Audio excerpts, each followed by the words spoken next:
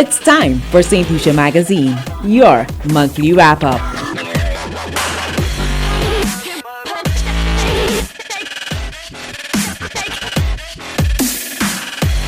Hello and welcome to St. Lucia Magazine, your weekly roundup of the nation's top stories in education, the economy, infrastructure, agriculture, and more. I am your host, Nival Auguste. In this edition, St. Lucia observes World Consumer Rights Day and Cabinet tours the new Halls of Justice site.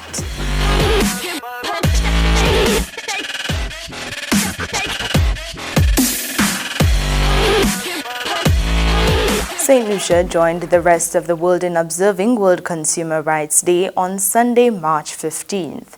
As part of the observance, the Minister for Consumer Affairs, Honorable Emma Hippolyte, encouraged both businesses and consumers to participate in building a safer and more transparent marketplace. Kishma Serrier tells us more.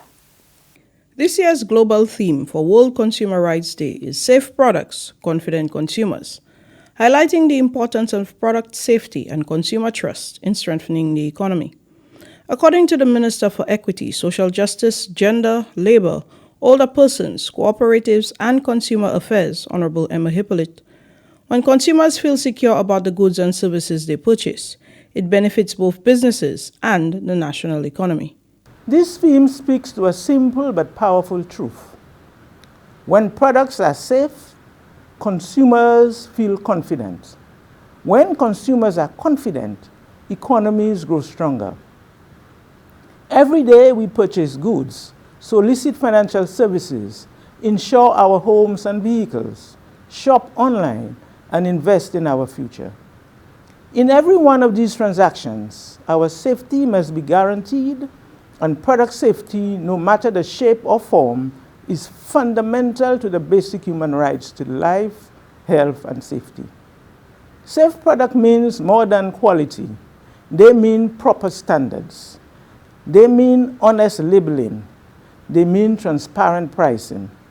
This means protection from harm, deception, and unfair practices. Officials say that with the rapid growth of online shopping and international shipping, unsafe and substandard products can more easily enter local markets. As a result, protecting consumers remains a major priority. When we protect the consumer, we are essentially protecting the very heartbeat of St. Lucia's commerce. As a government, we are committed to strengthening regulatory oversight, enhancing product standards, and ensuring that businesses operate fairly and transparently. We continue to support the work of the Consumer Affairs Department in monitoring the marketplace, educating the public, and addressing consumer concerns. However, consumer protection is a shared responsibility. To our businesses, I encourage you to prioritize quality. A reputation for safety is one of your most valuable assets. The government says that it will continue to strengthen regulatory oversight and support the work of the Consumer Affairs Department in monitoring the marketplace and addressing consumer concerns. From the Government Information Service, I am Kishma Serrier. Members of Cabinet, along with project partners, recently toured the site of the new Halls of Justice. During a visit to the construction site of the new Halls of Justice, Prime Minister Honorable Philip J. Pierre received an update on the construction timeline for the landmark facility in Castries. Executive Chairman of NH International Caribbean Limited, Mr. Emil Elias, said the project remains on schedule and without cost overruns. There's no cost overruns of any kind, not in this kind of financing. The contractor takes all the risks. The building annex behind us is almost completely at the roof level. All the finishes will be coming from the ground floor going up. Today we have a milestone. We're sitting on the ground floor of the main building, which has all the piles below, everything is there, so now we're ready to sprout. And we will be sprouting, and as I say, I will ask you all to be back here. Everybody's invited in early October, and when you sit, you'll be sitting in a 7-story building. Prime Minister Honorable Philip J. Pierre expressed confidence in the progress of the project, describing the halls of justice as a critical component of the government's broader vision to modernize the capital city and strengthen St. Lucia's judicial infrastructure. So we are going to transform Castries. We have plans for the Parliament building, which I will state in my budget. We have plans for the Parliament building. And we want to really make Castries a city that it can be. It's a lovely city. It's one of the best laid out cities in the region, if I can say it for myself. Castries is in blocks. And the work that is happening on the work is happening on the ports by GPH, that also is going to transform Castries. So by the time we come here next year this time, we're going to have a Castries in transformation, a well laid out Castries, a better Castries for the people of St. Lucia. The Prime Minister also emphasized that the development represents a significant national investment without adding to the government's borrowing, while contributing to the long-term transformation of the capital. Reporting for the Government Information Service, I am Nival Auguste. The government of St. Lucia is working to cushion the impact of spiking global oil prices on St. Lucian consumers. Prime Minister Honorable Philip J. Pierre says the government is closely monitoring rising global oil prices and its potential impact on electricity costs and inflation in St. Lucia. The Prime Minister noted that global oil prices have climbed significantly in recent years. It's over $100 per barrel. That has happened for the last 4 years. And that obviously will have a great impact on the price of fuel at the pumps in St. Lucia and the price of various other fuel-related commodities, including the cost of electricity. The Ministry of Finance has been tasked with examining measures to reduce the impact on consumers. And the impact that will have is, I'm very concerned about it, and I've instructed the ministry to begin working immediately on measures we can take to cushion that impact. I can assure you the government has that's our foremost concern. That's what we are losing sleep over. What will happen in the cost of fuel and the imported inflation. Prime Minister Pierre emphasized that protecting citizens remains the government's top priority. Reporting for the Government Information Service, I am Nival Auguste. Still to come, government greenlights major upgrades to the Choc Bridge. Stay with us.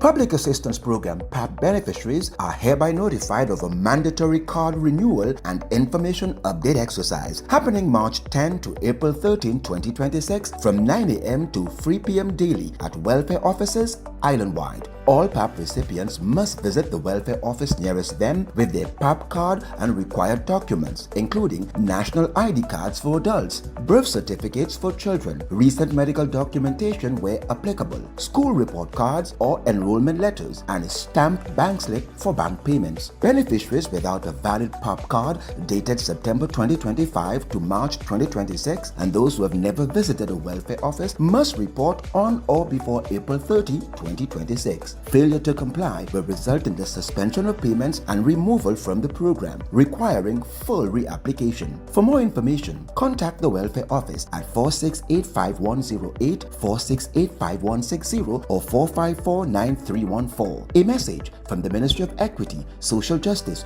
Gender, Older Persons, Labor, Cooperatives, and Consumer Affairs. Welcome back.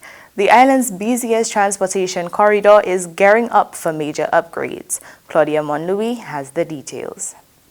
The government of St. Lucia is moving ahead with major infrastructure upgrades along the island's busiest transportation corridor as Parliament approves new borrowing to finance construction works at the Choc Bridge. Parliament has authorized the Minister for Finance, Honorable Philip J. to borrow $20 million from the OPEC Fund for International Development to finance Section 1 of the Sir Julian R. Hunt Highway project, spanning Choc Bridge to the Maryseal Junction. The loan will fund a part of the highway widening program aimed at improving traffic flow, climate resilience, and economic connectivity between the main city of Castries and the economic hub of Grosseille. The loan will support reconstruction and upgrading works along a critical segment of the island's primary northern artery, a corridor that carries thousands of commuters daily and links the capital to key commercial and tourist zones. The island's leader said strengthening the Choc Bridge has become increasingly necessary due to growing traffic volumes, aging infrastructure, and climate-related pressures, including heavy rainfall events that affect river systems and roadway stability along the Choc River Basin. And whereas the Minister of Finance considered it necessary to borrow an amount of US $20 million, the loan, from the OPEC's Fund for International Development, the financial institution, to assist in financing of Section 1 of the Sir Julian R. Hunt Highway project from Choc Bridge to Maryseal Junction. And whereas interest is payable at a rate of 1.75% per annum on the principal amount of the loan, withdrawn and outstanding in semi-annual installments on the 15th day of April and the 15th day of October of each year. And whereas the commitment fee is 0.5% per annum on the unwithdrawn amount on the loan. And whereas the loan is repayable in 30 semi-annual installments commencing immediately following the end of the grace period on the 15th day of April and the 15th day of October each year. Studies associated with the project estimate that nearly 95,000 residents stand to benefit from improved access. Under the financing arrangement tabled in the House of Assembly on March 10, concessional terms including an interest rate of 1.75% per annum, payable semi-annually, alongside commitment and service charges of 0.5% annually. Repayment will extend up to 18 years, allowing government fiscal space while construction progresses. For the Government Information Service, I am Claudia Monlouis. Concerns surrounding the United Kingdom's decision to impose visa restrictions on St. Lucia nationals are under discussion. Once again, here's Claudia Monlouis. The government of St. Lucia has moved to clarify concerns surrounding the United Kingdom's decision to impose visa requirements on St. Lucia nationals traveling to the UK. Honorable Dr. Ernest Hilaire, Deputy Prime Minister and Minister with responsibility for tourism, commerce, investment, creative industries, culture and heritage, spoke recently on the United Kingdom's decision to introduce visa requirements for St. Lucian citizens traveling to the UK. The action taken by the United Kingdom government has been widely and wrongly interpreted as a judgment on St. Lucia's Citizenship by Investment program. The wording used by the UK Home Office in its statement speaks of the number of St. Lucians who have applied for asylum or are working illegally in the United Kingdom. It does not differentiate between who were natural-born citizens or CIP citizens. The explanatory note outlines the significant growth in our CIP. It ends by saying that the spike in claims for asylum coincides with that increase. Mr. Speaker, I can understand why some would believe that the two are linked, that it is the CIP that is causing the increase in asylum seekers and illegal workers. Some would genuinely establish that causal link, and others would, out of political malice, accentuate the words of the Home Office to serve their political purpose. Mr. Speaker, I say to this Honourable House that it is wrong to leave the impression that St. Lucia's CIP is responsible for this problem, when to date, the data needed to establish that claim has not been shared with us. On the contrary, we have been assured that the CIP is not the driver of the decision taken by the United Kingdom. At the March 10 sitting of the House of Assembly, the minister emphasized that St. Lucia has consistently engaged international partners on any concerns linked to the initiative. He stated that St. Lucia continues to be transparent and accountable in the processing of investment migration documents. Ever since discussions began with our international partners, St. Lucia has been consistent. We have asked repeatedly for the relevant information on any concern with the CIP. We have said if there are CIP citizens using St. Lucian passports to claim asylum or to work illegally in the United Kingdom, then share the data with us. Tell us how many. Tell us where they are originally from. Tell us who they are. Give us the information necessary to act. That has been our position throughout. Mr. Speaker, because no responsible government can fix a problem that is not properly placed before it. No responsible government can be expected to respond with precision while not having access to the information required to do so. We have been told repeatedly that such data cannot be shared. And so the obvious question remains, how is it any government expected to respond effectively to any abuse if the evidence is not available to address it? And again, I want to make the point.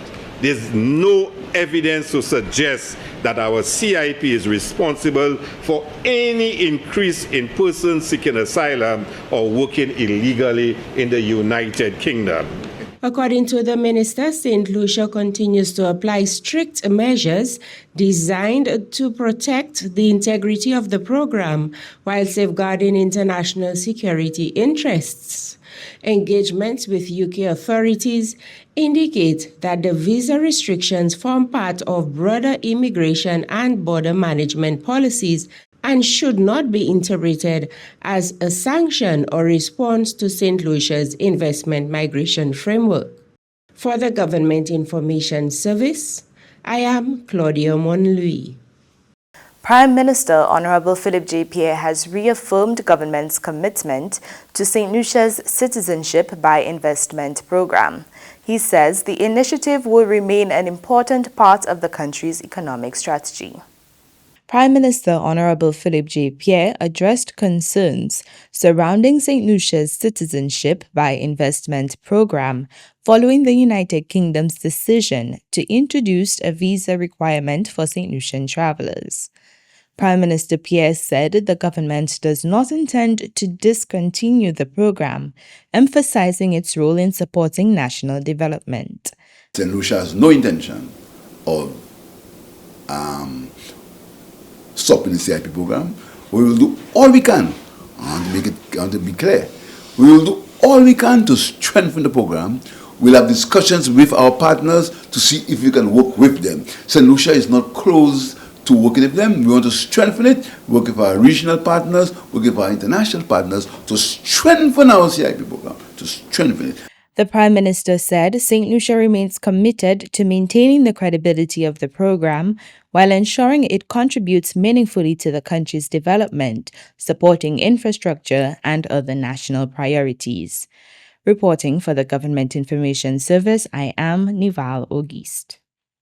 Coming up next, Prime Minister Pierre leads talks with tourism and water officials to tackle dry season supply challenges. Calling all young artists. The St. Lucia Halls of Justice Youth Art Challenge is calling all secondary and tertiary students to show us your creativity. What does justice look like to you?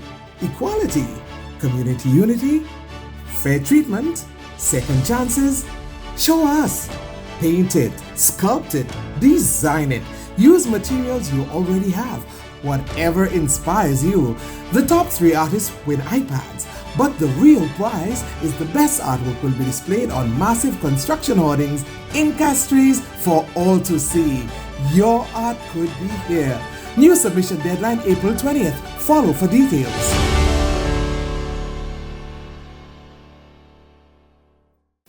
Welcome back. The Office of the Prime Minister is working closely with tourism stakeholders and water sector officials to address ongoing water supply challenges. We have more in this report from Riani Isidore. The Office of the Prime Minister has reaffirmed the government's commitment to addressing the current dry season water supply challenges following a high-level meeting convened by Prime Minister Honorable Philip J. Pierre on March 4th with leaders from the tourism private sector and key water sector decision-makers. The meeting formed part of the Prime Minister's continued direct engagement with stakeholders as the government works to stabilize water supply disruptions affecting both tourism operations and households across the island. Representatives from hotels and tourism service providers participated in the discussions, raising immediate operational concerns and presenting practical proposals aimed at minimizing disruptions to businesses, safeguarding the visitor experience, and protecting the welfare of employees and their families. Chaired by the Prime Minister, the meeting facilitated frank and constructive dialogue focused on identifying both urgent and sustainable responses to the challenges presented by the current dry season. During the engagement, Prime Minister Pierre presented a scorecard outlining the financial support provided by the government of St. Lucia to WASCO in recent years. He acknowledged that the country's water supply challenges are rooted in long-standing issues of aging and vulnerable infrastructure, which now require accelerated interventions and strategic investments. The participants welcomed the opportunity for direct engagement with Prime Minister Pierre and expressed appreciation for the government's collaborative and solutions-focused approach. Stakeholders also indicated that the tourism private sector will present a proposed action plan within the coming days, reflecting priority interventions discussed during the meeting. The engagement concluded with an agreement to establish a dedicated working group that will convene on Friday, March 7th to finalize implementation schedules and identify financial and technical requirements for priority initiatives, including works on the Northern Pipeline, the barging of water as an emergency support measure, incentive frameworks to encourage increased commercial and domestic water harvesting, and a structured engagement strategy with water truckers to strengthen coordination, reliability, and service standards.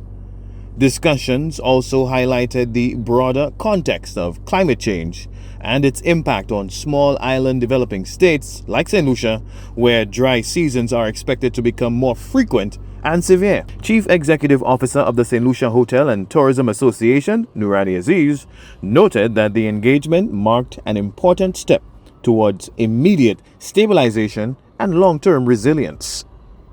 The Ministry of Health, in partnership with the Royal St. Lucia Police Force, has launched situational awareness workshops to train staff and medical personnel on potential security threats in the workplace. Onika McCoy reports. The Ministry of Health, Wellness and Nutrition has collaborated with the Royal St. Lucia Police Force to host a series of situational awareness workshops. The first workshop commenced on Wednesday, 10th March at the Grosile Human Resource Center, bringing together staff and medical personnel in a training exercise designed to sharpen their capacity to identify, evaluate, and respond to potential risk and security threats within the workplace. Speaking to the scope of the initiative, the facilitator of the workshop, Inspector of Police Siobhan Matthew, outlined the specific vulnerabilities the workshop is designed to address. The situational awareness workshop entails sensitizing the nurses at the different polyclinics around the island, because we will be doing all the regions on what to look for, especially when they're at work. Suspicious behavior, being aware of their surroundings, signs, behavioral patterns of persons coming in and out of the polyclinics, how to attempt to deal with aggressive persons who come into the polyclinics, because right now we're in an age where crime and violence has increase. And a lot of persons who get shot or stabbed normally go to those medical facilities for help. And you have those persons coming in there, they will be aggressive.